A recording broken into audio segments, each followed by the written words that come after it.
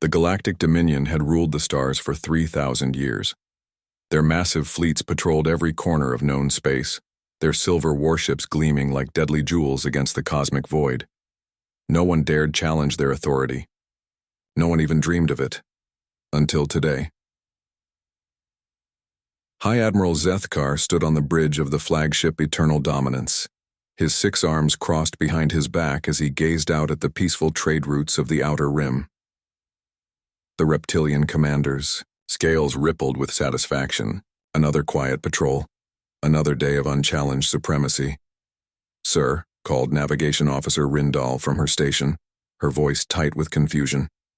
"I'm detecting something strange." Zethkar's yellow eyes narrowed. In 3 decades of service, he'd never heard uncertainty in Rindal's voice.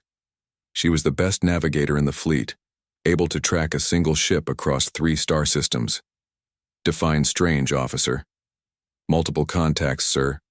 Emerging from hyperspace at the edge of our sensor. Range." Rindal's tentacles danced across her controls, her bioluminescent patches flickering rapidly. "But sir, these signatures don't match anything in our databases." The bridge fell silent except for the soft hum of life support systems. Zethkar felt his chest tighten. Unknown ships in Dominion space? Impossible. They had cataloged every species, every vessel type, every piece of space debris in the galaxy. "How many contacts?" he demanded. 50. "No, 100, sir, they're still coming through." Rindal's voice cracked. 200 contacts and counting."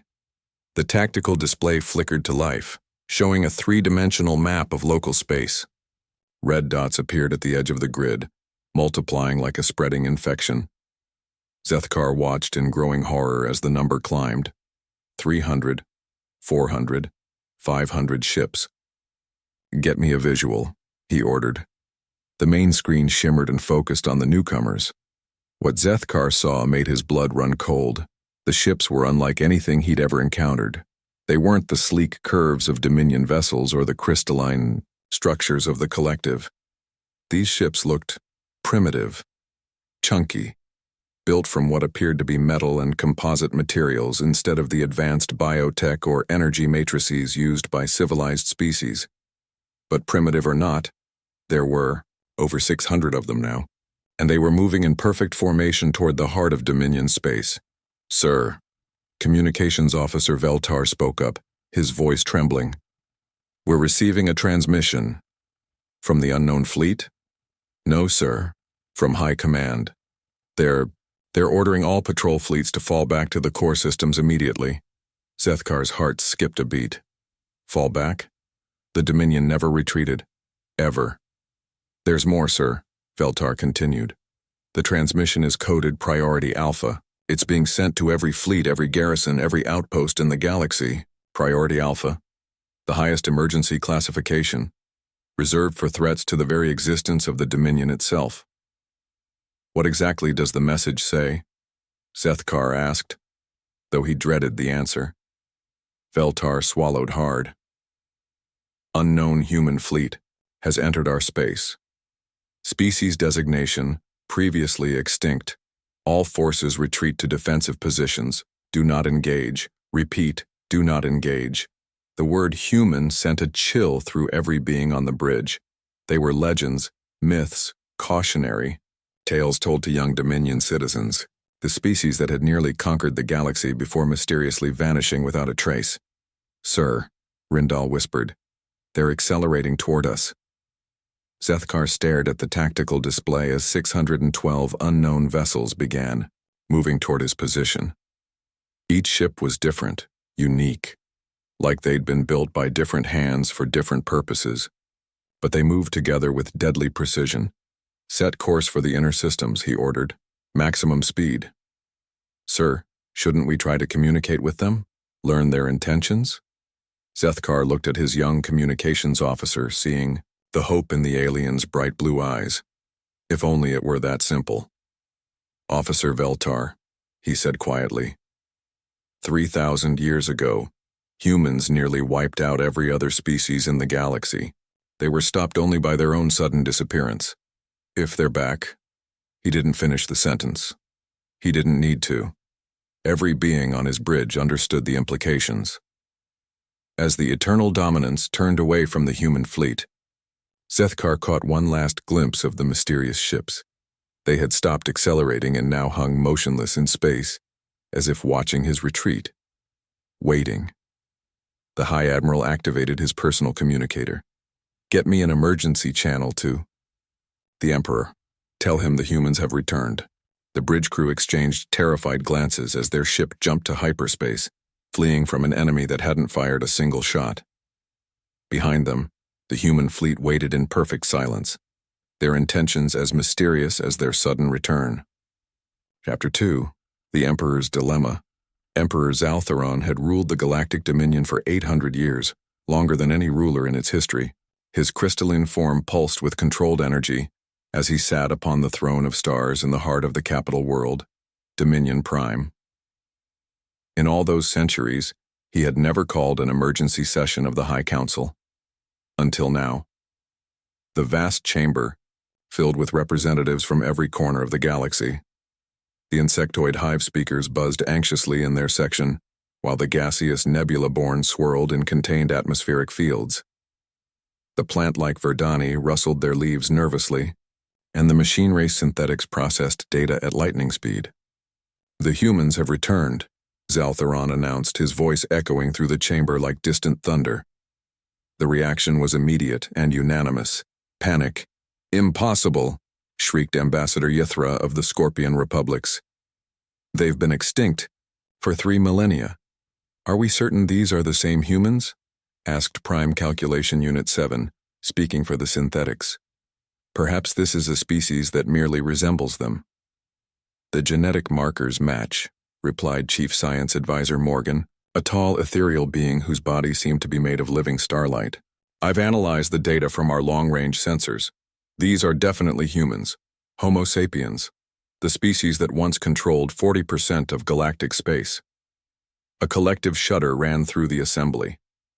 "How many ships?" asked Fleet Admiral Krondas, his 6 eyes wide with concern. "Latest reports indicate over 800 vessels," Morgan continued. "All of unknown design and capability. They've taken positions in 17 different star systems across the outer rim." 800 ships? General Thexer of the Dominion Marines laughed, his forearms spreading wide. "Is that all? We have a fleet of 50,000 warships. Surely 800 primitives pose no threat to the mighty Dominion." The Emperor's form flashed with annoyance. "General, I suggest you review your history. 3,000 years ago, the humans had far fewer ships than that. Yet they conquered half the galaxy in less than a century." "But sir," Thexar protested, "they vanished. They must have been defeated by someone or something. How dangerous can they really be?" The chamber fell silent as Morgan floated forward, her form brightening with urgency. "Your Imperial Majesty, if I may share what our historians have discovered about the human disappearance?"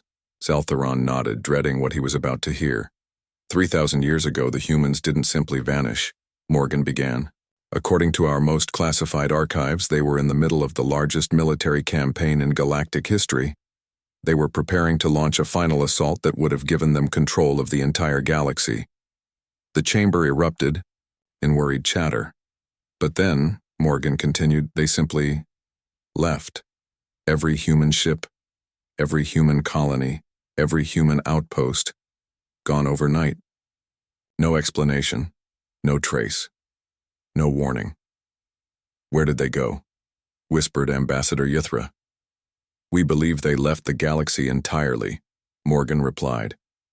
"Our best theory is that they detected some greater threat, something so dangerous that abandoning their conquest was the only rational choice."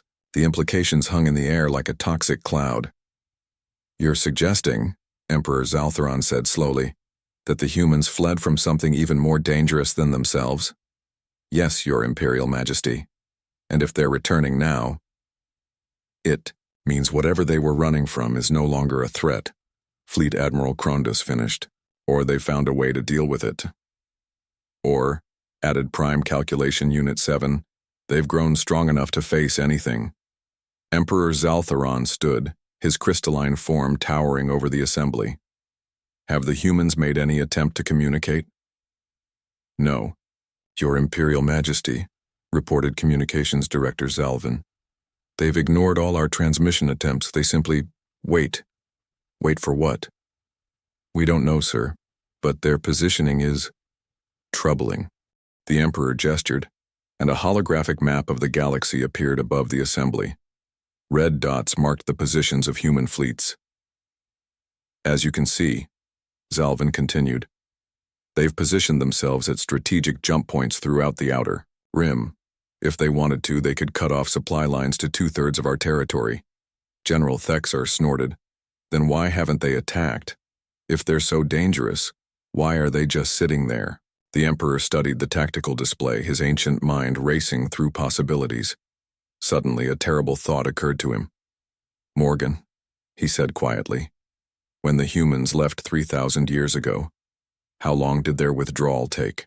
According to our records, approximately 72 hours, Your Imperial Majesty.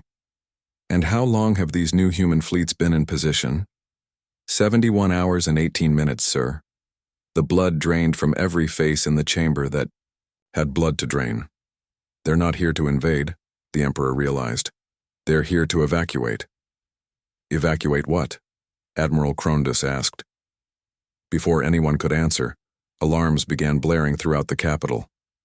Emergency lights bathed the chamber. In red as Communications Director Zalvin's equipment came alive with incoming transmissions. Your Imperial Majesty, Zalvin called out, his voice tight with terror. We're receiving reports from the galactic perimeter. Long-range sensors are detecting massive energy signatures approaching from outside the galaxy. How massive? The Emperor demanded. Sir, the signature is larger than our entire fleet. All 50,000 ships combined. The Emperor's form flickered with shock. That's impossible. Sir, there's more. The approaching signature, it's not technological. Our sensors are reading it as biological. A horrified silence fell over the chamber. Biological, whispered Morgan. Something alive that big? Your Imperial Majesty, Zalvin continued, his voice cracking. Based on current speed and trajectory, whatever it is will reach our galaxy in approximately 36 hours. Emperor Zaltharon looked at the tactical display showing the human fleet. Positions. They weren't invasion forces. They were escape routes.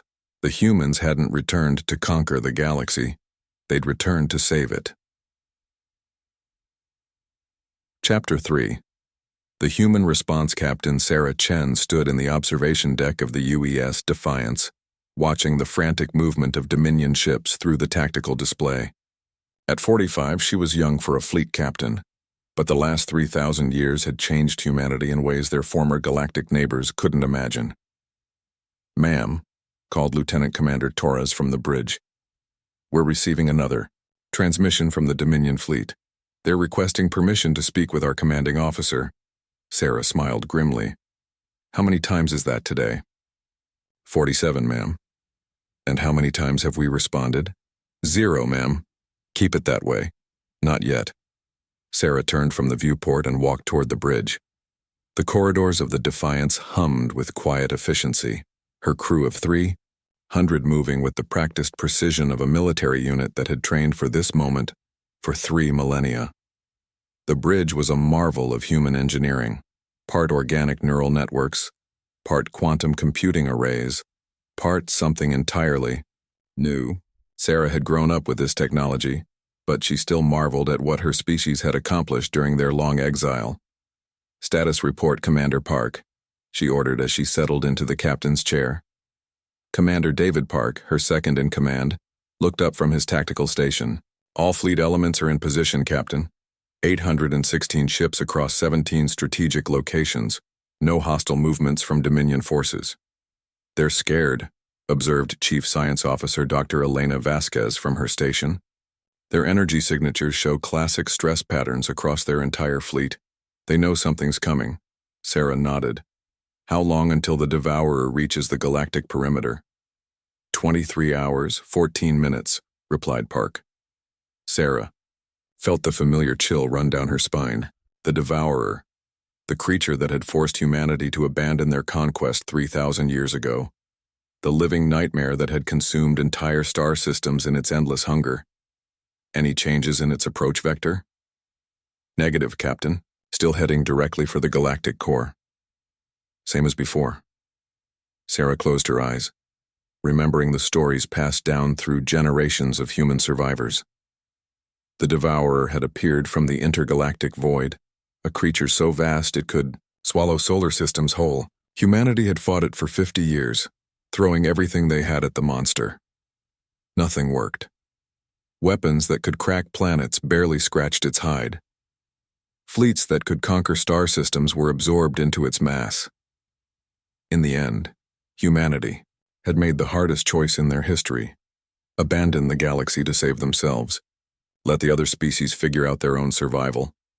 But now they were back, not as conquerors, but as guardians.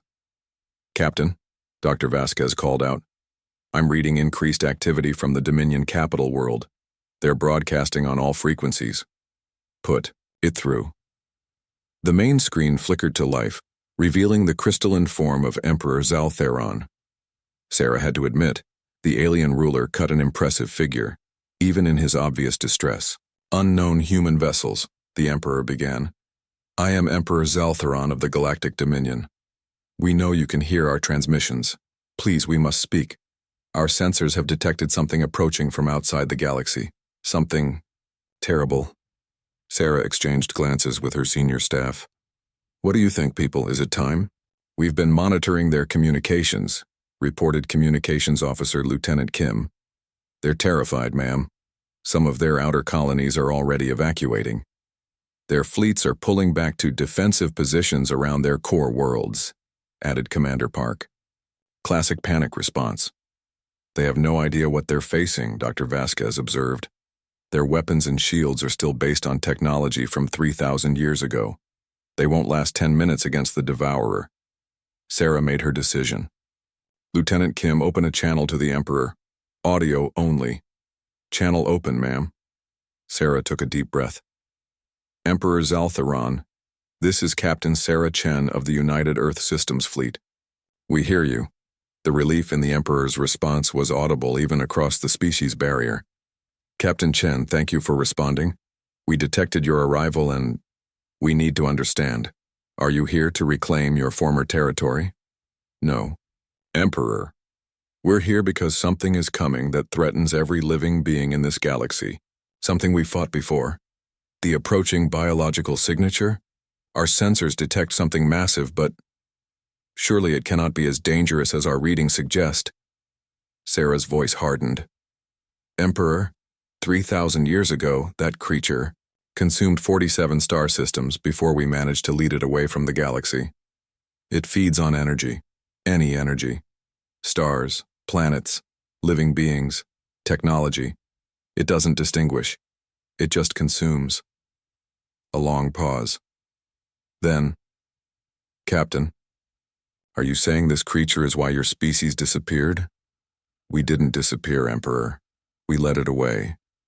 We spent 3,000 years learning to fight it, finding ways to hurt it, developing weapons and strategies that might actually work. And now we're back to make sure it doesn't finish what it started. You spent 3 millennia preparing for this? Every day, Emperor. Every single day. Sarah gestured to Commander Park, who began transmitting data. We're sending you tactical information about the creature, what we call the Devourer. Study it carefully. In 23 hours, it will breach the galactic perimeter. Captain Chen. The Emperor's voice was barely above a whisper. Can it be stopped? We don't know, Sarah admitted. But we're going to try, and we're going to need every ship, every weapon, every living being in this galaxy working together if we have any chance at all. Another pause. What do you need from us? Full fleet mobilization, every Dominion ship capable of combat. And Emperor, you need to contact every species, every faction, every independent colony in the galaxy. Tell them what's coming. Tell them to send everything they have. Captain, our forces number in the tens of thousands. Surely that will be sufficient. Sarah's laugh was bitter. Emperor, the Devourer is roughly the size of your star system.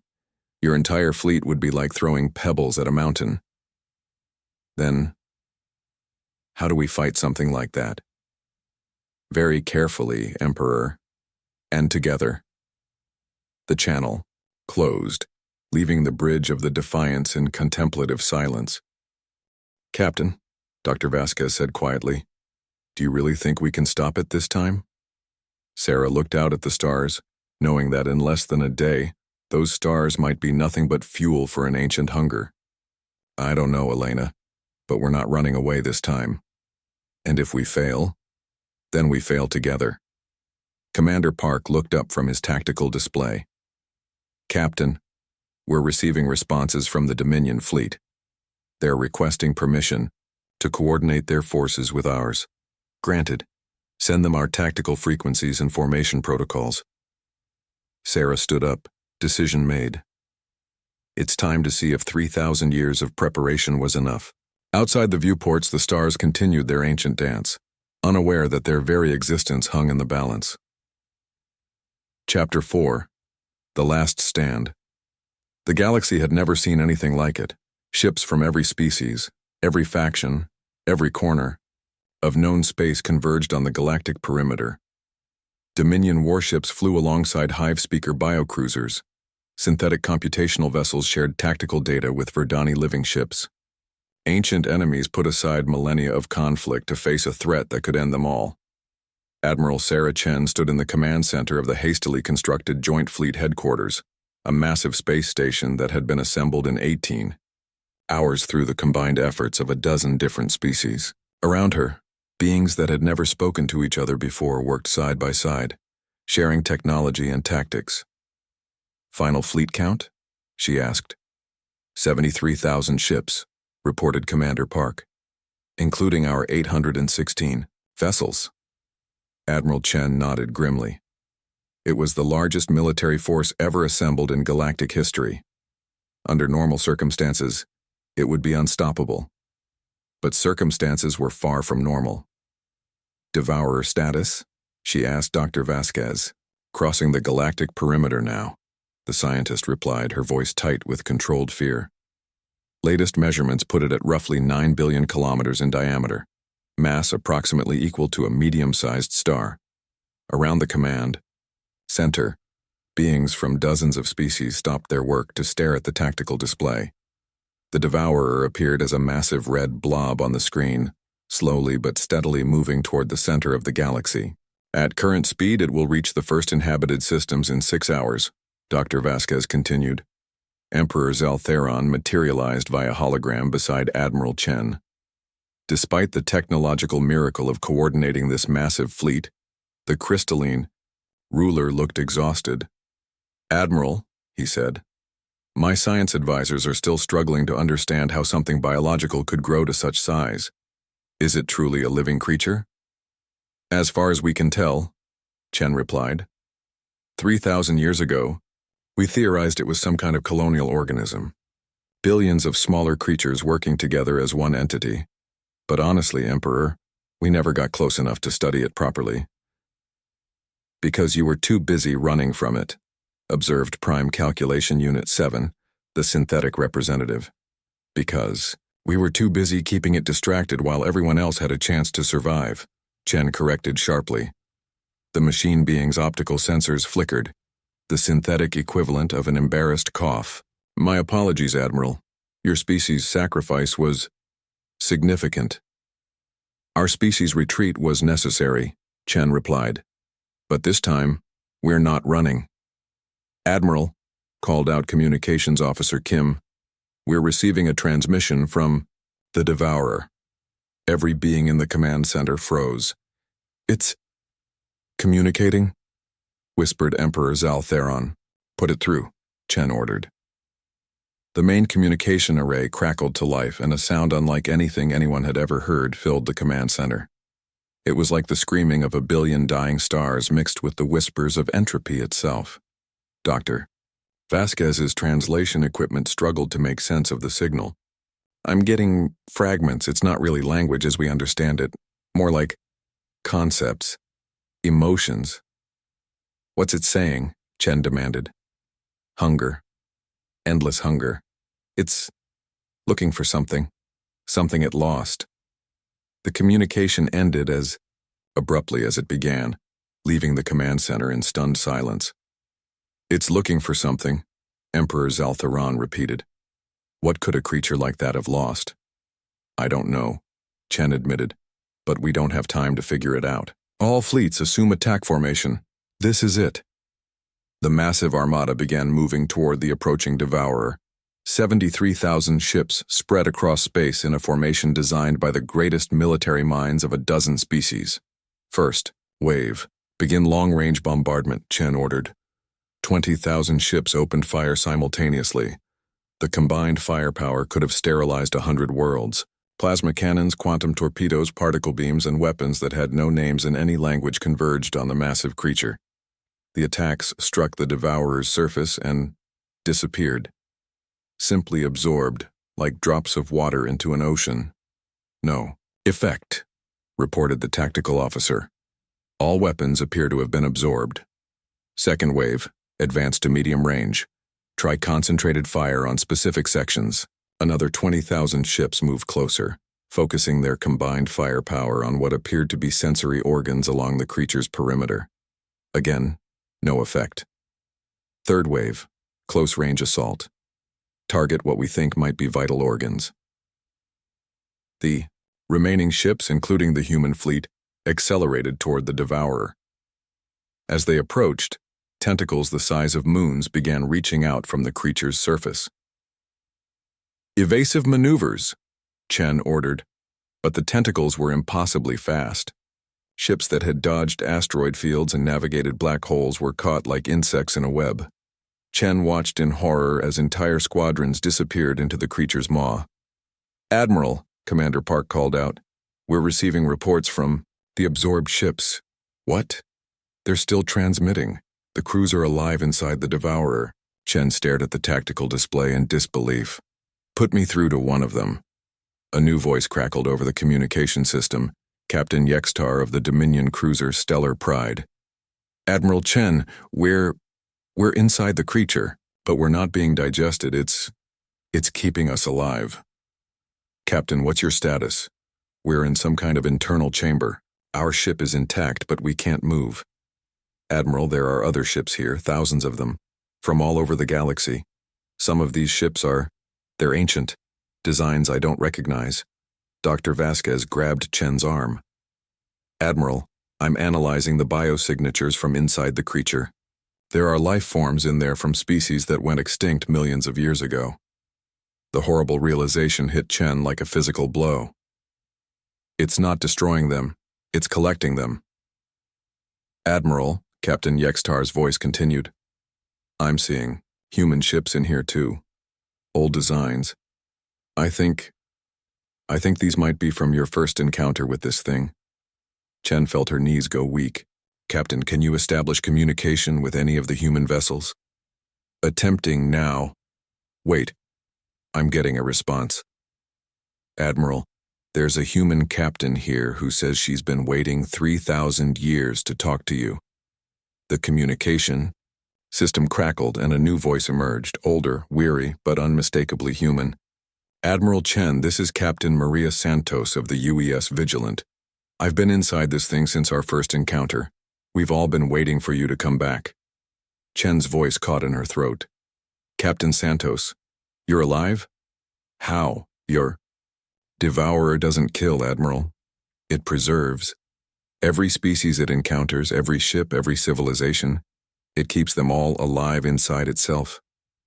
We've been studying it from the inside for 3 millennia.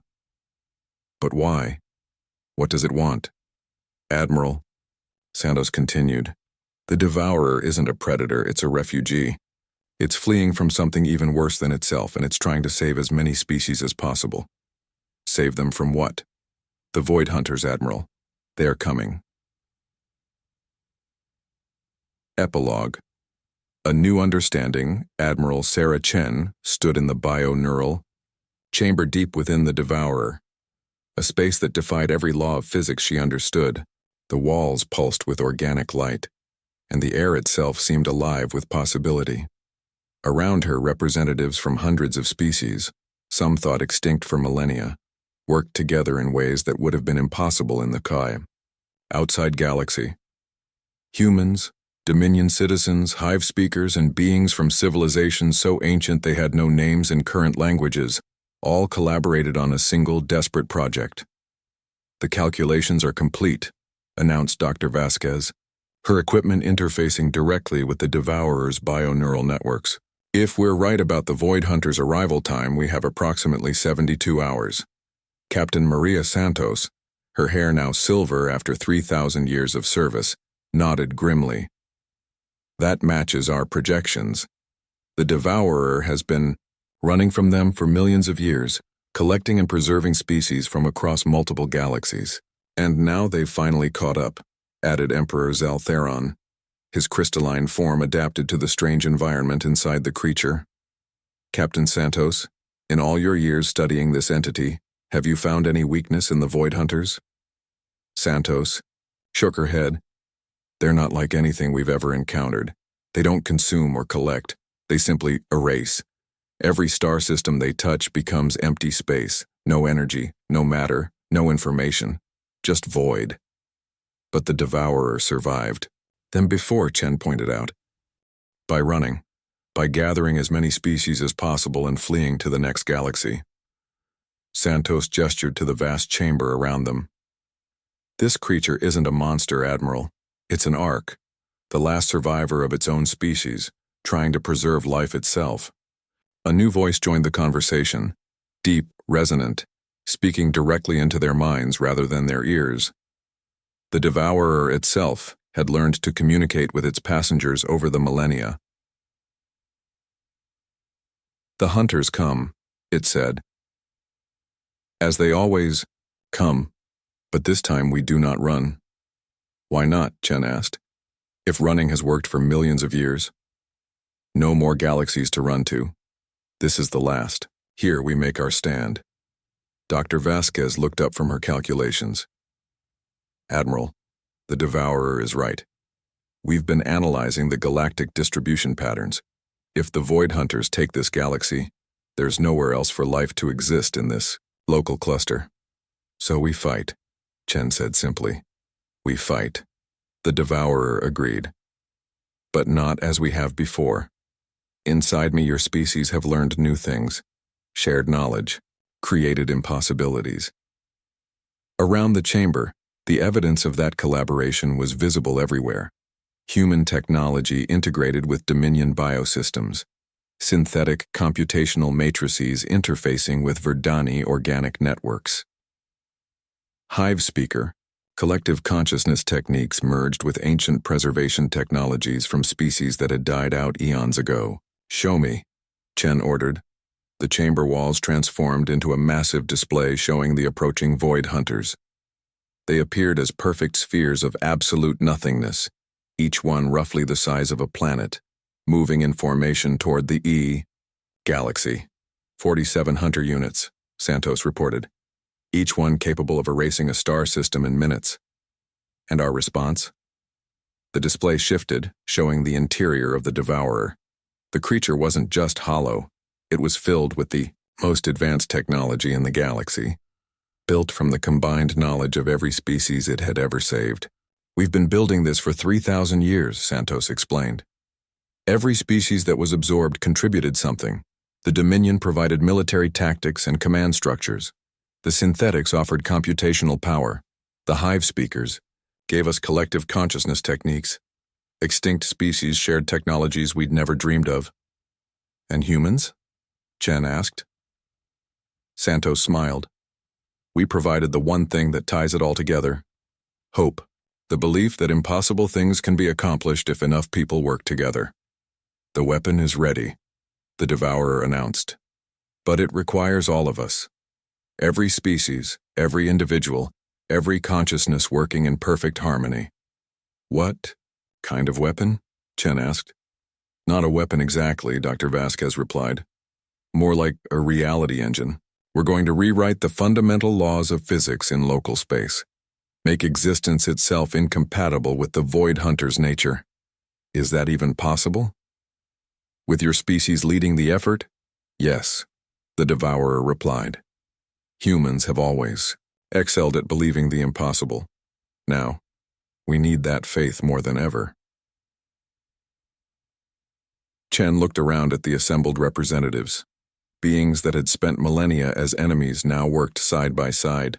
Species that had never met before shared their deepest secrets, and at the center of it all, a creature that had been viewed as a monster was revealed as the greatest hero in galactic history. All right, she said. Let's save the galaxy. Above them, the first Void Hunter entered the galactic perimeter, and reality itself began to hold its breath. The real battle was about to begin, but for the first time in millions of years, life had a fighting chance. Not because of superior weapons or greater numbers, but because of something the Void Hunters could never understand or replicate, the power of every living being in the galaxy working together as one. The end.